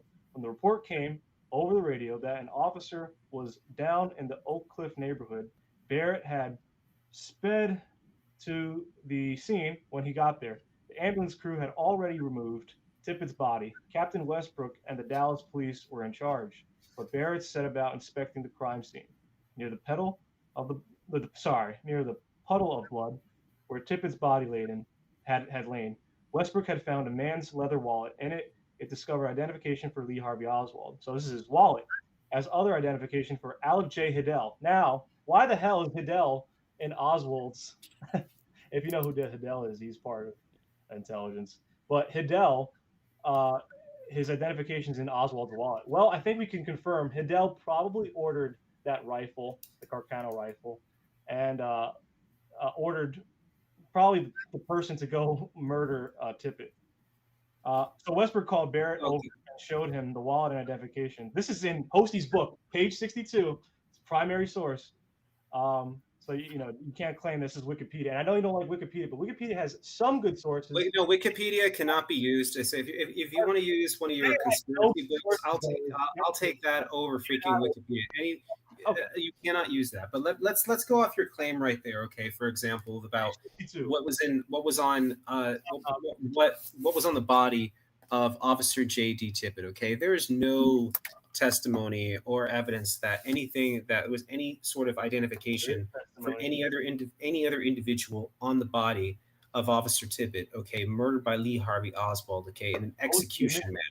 Hosty admitted it. So when he was arrested, Lee Harvey Oswald was arrested and taken into Dallas PD, okay, he had several things on him, okay. One of them obviously was the pistol that he used to murder Officer Tippett. Another was obviously his wallet and his identification, stuff like that. In his stuff, the officers discovered that he had information for himself, Lee Harvey Oswald, but he also had this one for this, like Lydell or Hydell or something, a fake name that he used. AJ Hidell. He had, again, a fake draft card, okay, that was used with the fake name and stuff like that. And the Dallas police did question him about that, okay? And he tried to deflect and get away from it, because the reality is that he had forged this document, okay? He had forged certain documents because he hated the American government. He didn't want to go and serve back in the military anymore. He didn't really want to risk getting called up. And so he created fake documentation like this, okay? So he, again, the fact is that innocent people who are not involved in conspiracies to kill the president and are a patsy, if you will, do not need to make up lies in order to keep their story up. They just need to tell the truth. So the fact of the matter is that at this time, the officers had essentially caught him with evidence that showed not necessarily he had murdered President Kennedy, but evidence that showed that he definitely had communist sympathies or left-wing or that he was at least a lawbreaker in the sense that he had documents that were that because it's as far as I'm aware, it's a crime to forge federal sort of documents. Well, yeah. That's the thing. The FBI did that, but they didn't forge federal. They forwarded the police department reports. They forged it because on the police department reports, it was they said they found a Minox camera on him. That's in the police report. But on the FBI, they said they didn't find that. Well, obviously because Hoover is blackmailed, so they're not going to report on the fact that possible intelligence. That's not true. Okay, I mean, if you actually, I mean, I really invite you. I really invite you to actually the actual police report. You can't say that's fake. I'm going to send you the. No. I'm trying to. What I'm saying that what you're saying is not an accurate representation of what's on the police report or what the FBI said. Because if you actually listen to what the Dallas PD say and the FBI say, okay, with regards to what happened, okay, if there were differences, obviously, because the FBI agents had interviewed Oswald and they were in damage control because they when the evidence was coming out that Lee Harvey Oswald. And he was no patsy, like you want to claim. He was the person who alone killed the president. It looks like the FBI agents were deadly afraid of Hoover's wrath, and that's why when Lee Harvey Oswald was arrested by Dallas PD and was being interrogated, when they later on came into the room and they wanted to interrogate Lee Harvey Oswald, they were much more aggressive, hostile with him than the Dallas PD were, because the Dallas PD agents who were interviewing Oswald were treating it like a regular murder case. They were essentially trying to. He was in charge. They were treating it as a traditional murder case, and that they were asking questions, figuring out what had happened, and trying to see about inconsistencies. And they caught him in several. And the FBI agents came in more aggressive, and they have the Dallas PD officers who there were actually complaining that they were hurting what they were trying to do, because they were trying to get Lee Harvey Oswald relaxed. They could figure out any inconsistencies and then pick those apart. If we have evidence, we have the Macomb Rally memorandum. We also have Oswald having a Monox camera from the police department. He also was not charged, by the way, with conspiracy. He was just brought in for questioning. He wasn't charged with assassinating, John Kennedy. So, but the FBI he wasn't charged with it when he was arrested, but he was arrested, yes, for it, and because he was also for murdering Officer Tibbet. And I want to go back to that. Why murder Officer Tibbet? He's a communist. You think he's a communist? So he should be admitting, like, yeah, I killed President Kennedy. And I stand alone with it. I work with the KGB. He should have admitted that if he was a communist. But if you think he was a communist spy and he came in, then he'd have to lie. There's a reason for him to lie. But I don't think he was a communist spy to lie. I think he was actually a CIA agent or Office of Navy Intelligence agent to lie, because you're supposed to lie when you're in the ONI, when you're in the OSS back. So the CIA and the ONI used to come from the OSS. That was the original CIA or ONI back in the days. The OSS, that was used during World War II for propaganda. The whole point of that organization, which the CIA came out of, was to lie. It was for propaganda purposes. So he's going to lie. Why would he? He's going to lie for special interest groups if he is involved in the actual conspiracy. You think the truth? Like, I'm a communist. I went to kill the president. Now arrest me. He would have admitted. So let me get this straight. So you think he was telling the truth? You think he was not lying and lying? No. That's your case. So what you're saying is that the reason that he's lying is because he's an agent of Navy intelligence. That nonsense that his mother, who was completely disturbed, propagated, because that's where the whole myth came out of. Okay, his mother suggested no. Let me go on. His mother, suggested that he must have been part of some CIA group or Navy intelligence, for him to go to Moscow and all this other nonsense. Okay, and she was a completely nonsensical, deranged character. Everyone knows that. Okay. And the reality is that, as I've said before, you want to say that he was lying because he was innocent, or that he was lying because he was an asset. No, He was lying because he was guilty, because innocent men don't need to lie. And if he was let's just, if he was a member of any conspiracy, like you've suggested, perhaps he was, like Navy intelligence or something like that, the first thing you would do in that situation was this: I'm involved in a conspiracy to kill the president. I need you to say, I need you to say, yes. No, here's why. Let me finish. Because because those people who are involved are going to want me dead. I don't want to die. Yeah. So the reality is that he lied, he can't not for anyone but himself. For example, the biggest thing he lied about was this: I never owned a rifle. And the Dallas police later on showed him the photos of him with the rifle, and not just with the rifle, but with the pistol that murdered Officer Tibbet. And what was his response? His response was, "You faked that photo. You superimposed my head on that body." Can we all understand how nonsensical that is? The Dallas PD the day before didn't even know who Lee Harvey Oswald was. Wait a minute. That's not nonsensical. The Russian government has photoshopped people out of photographs. I'm sure Navy intelligence can Photoshop people into photographs. And there's also the way to make photographs smaller. If you make them on very print size. The FBI and the Dallas police, snuck into Ruth Gainsbourg's home, planted these original photos. Gentlemen. I think I proved the badge man is an obvious, clear indicator that he's not the lone shooter. Unfortunately, we are running short on time for this debate. So if you guys could wrap it up here real quick, and then we'll do our closing statements. All right. So I think I've definitely put enough evidence out there with not only just Lisa Peace's homework, her primary sources, but also the Mary Mormon photo, which was not part of the Warren Commission, which is pretty interesting to leave out. We have evidence that he was not the lone shooter. We also have evidence that Baker must have been the other shooter, since he was wearing a camo netted shirt, and I have eyewitness saying this guy in camo went to the parking lot and ran away with a weapon.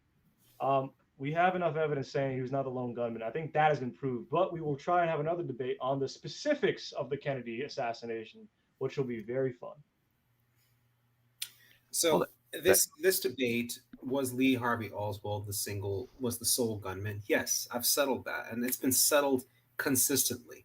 The issue here is if he was not the only gunman at the scene, then you have to argue conspiracy, and there is no evidence for that.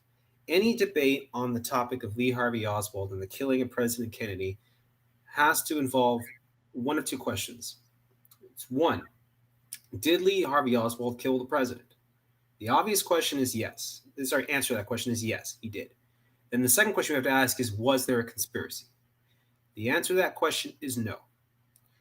We already know, ladies and gentlemen, based on the writings of Lee Harvey Oswald himself, verified by experts in writing, that testified at the Warren Commission, that Lee Harvey Oswald was an avowed Marxist and explicitly stated, as I've said right there, in a letter to his family member, that I would kill any American who put on a uniform in defense of the American government. If you really think about it, I don't understand today why far leftists aren't actually, marketing Lee Harvey Oswald, because the fact of the matter is Lee Harvey Oswald was the first far left militant terrorist that actually succeeded in killing the president, not just any American dignitary or American government official, but the president of the United States himself.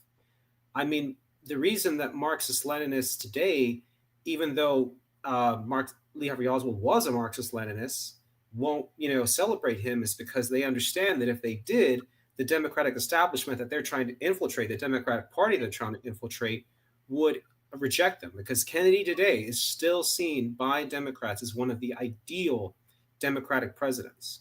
Even though I'm still surprised the far left doesn't make memes and stuff about Lee Harvey Oswald.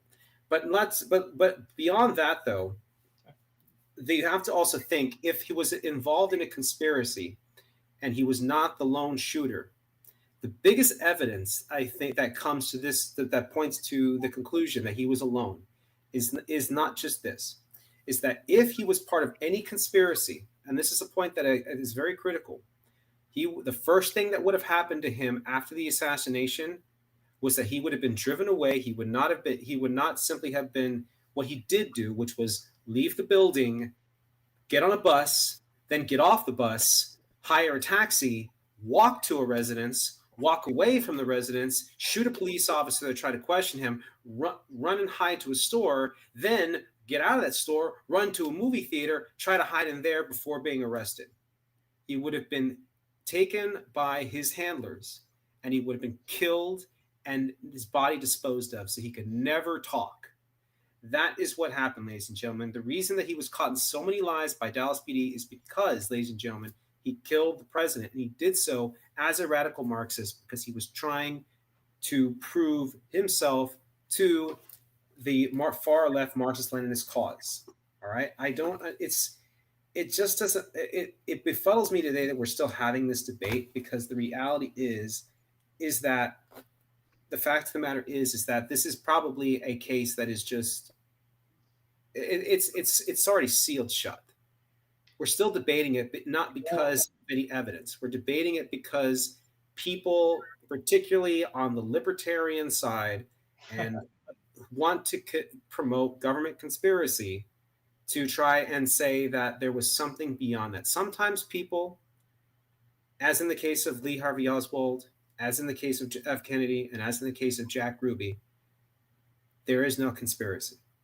And I want to say this too, is that for those who really want to advocate conspiracy too, why get Jack Ruby to then kill Oswald, a man who was completely ill, to do it publicly when the cameras are live and when everyone's watching? Do you understand how ridiculous that looks? I just want to invite people to do this. Look, read the Warren Commission report. The actual one. Read Reclaiming History. Read The Day Kennedy Was Shot, and read Kennedy's Avenger. Again, it's reject the conspiracy nonsense and look into the facts. That's all I have to say on it. All right. Well, thank you, Nat7. Did you want to make a closing statement, Elijah? Yeah, closing statement is, if Lee Harvey Oswald was the sole guy involved, just release the rest of the records. Everyone, if there is a conspiracy, well, all the rest of the people are dead. You can't prosecute him no more. But if he's the only sole man, just release the 998,000 records. Why not? Go ahead. But you're not, because there's state involvement. And yes, states are involved in most conspiracies.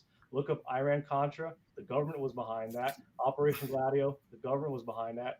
You can look up on Google, on Vimeo.com, Decades of Deception.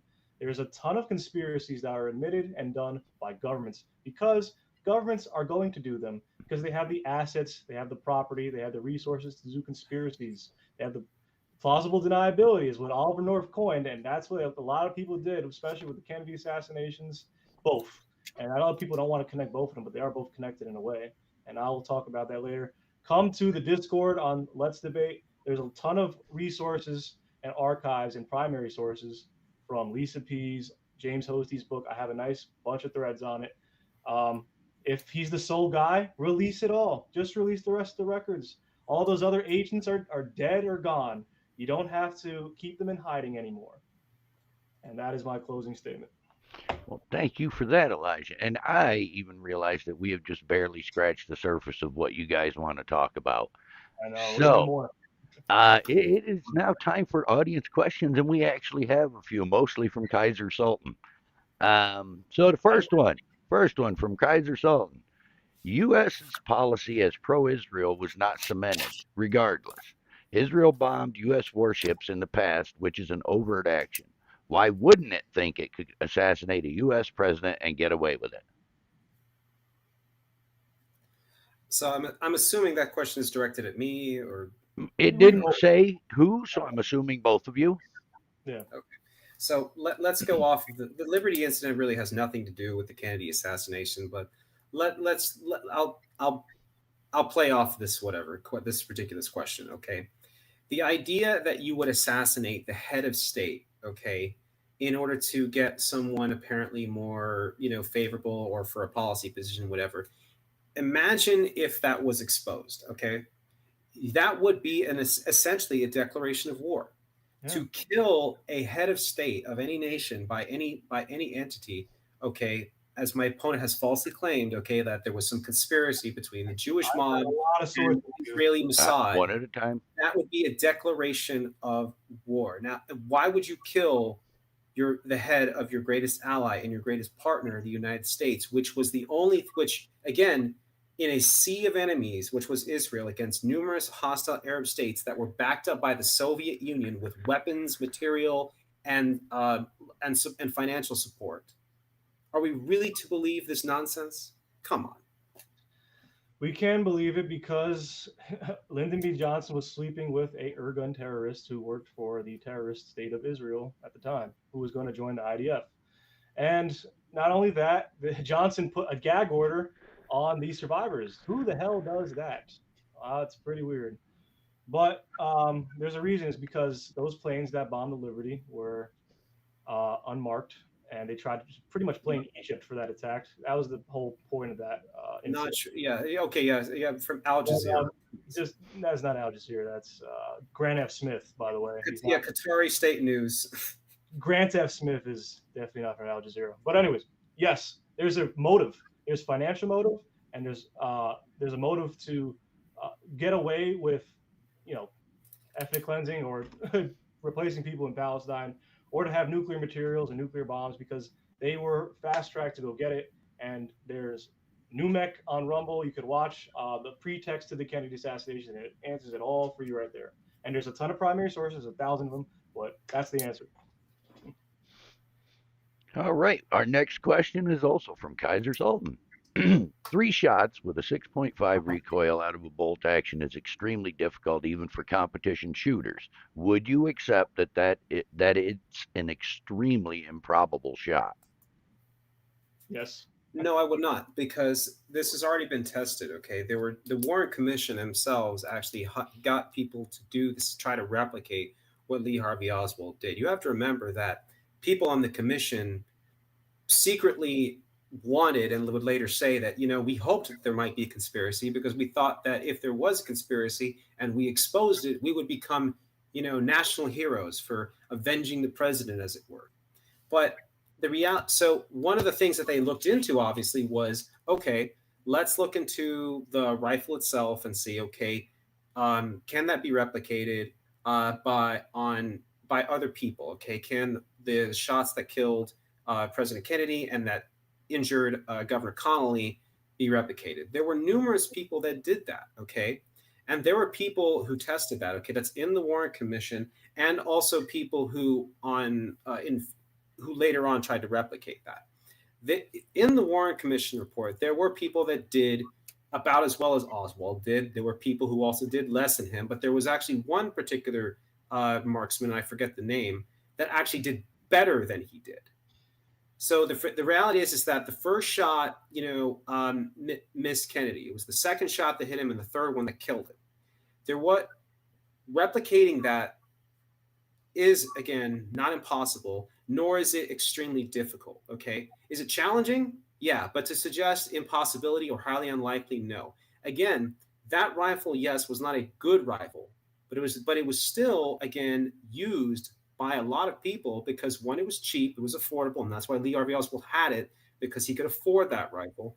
And also, as I mentioned too, if you read Vincent Bugliosi's Reclaiming History, he mentions that at the time, I think it was the Italian Army national team or the Italian national team who actually still used that same rifle in their practice shooting, for their competitions. So was it a bad rifle?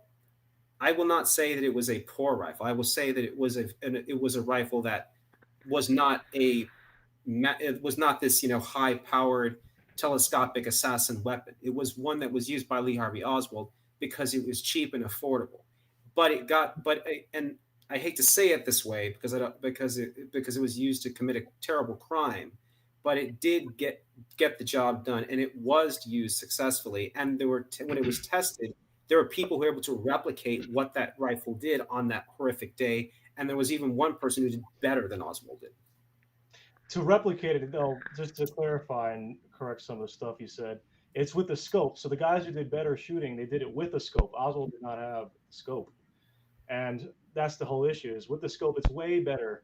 It's easier. Sorry, not better, but it's easier to have a shot of some sort. Not a shot that goes magically around and hits the guy in the side of the head, but a shot to definitely hit him in his shoulder, which a shot did hit in the shoulder, or is it the neck? It was somewhere here in this area, but yes, the shot did come and hit him in that direction, but it's very improbable. It's not impossible, but very improbable for him to do magic bullets.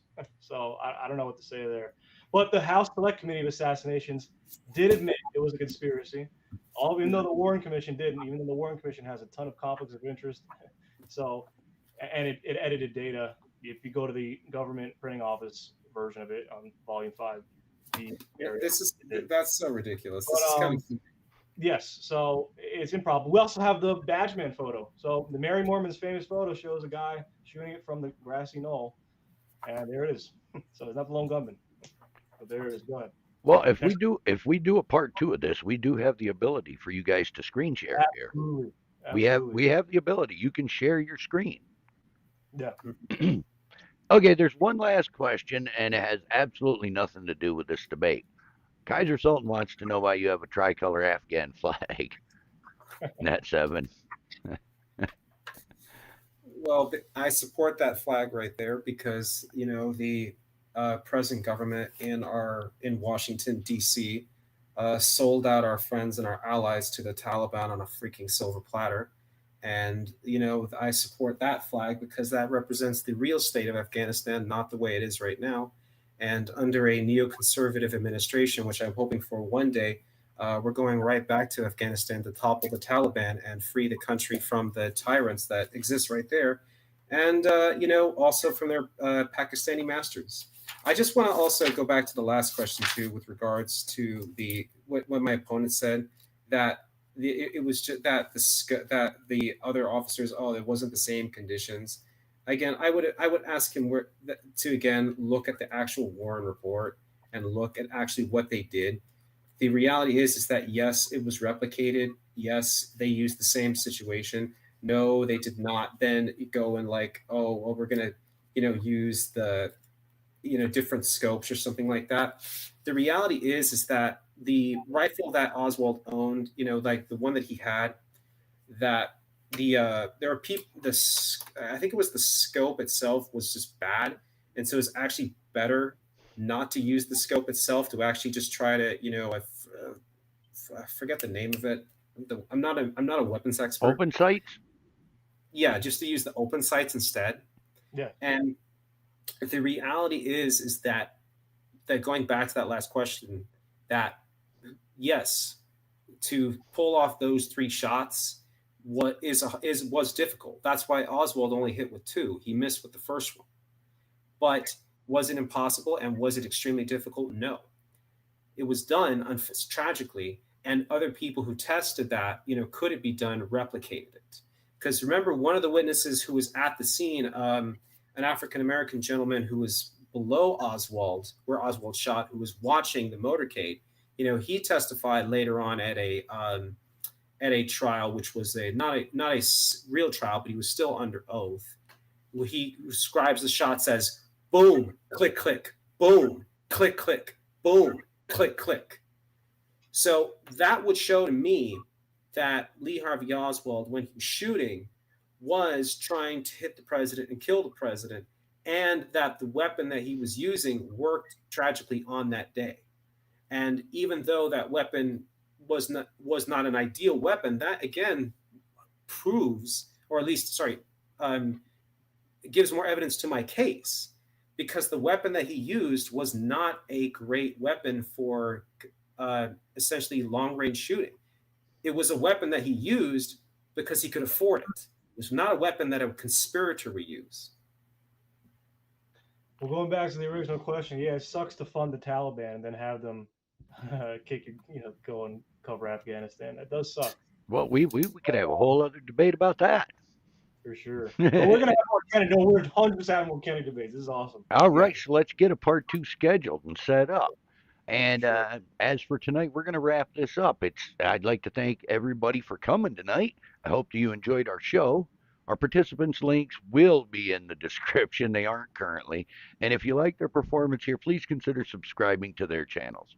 Remember to hit that like button if you like the show, and also consider subscribing to our channel and hitting that bell to make sure that you do not miss any of our exciting content coming up. Thanks again for coming. Remember, let's not fight. Let's debate the topics and let's talk about the issues. Good night, folks. Peace. V for victory.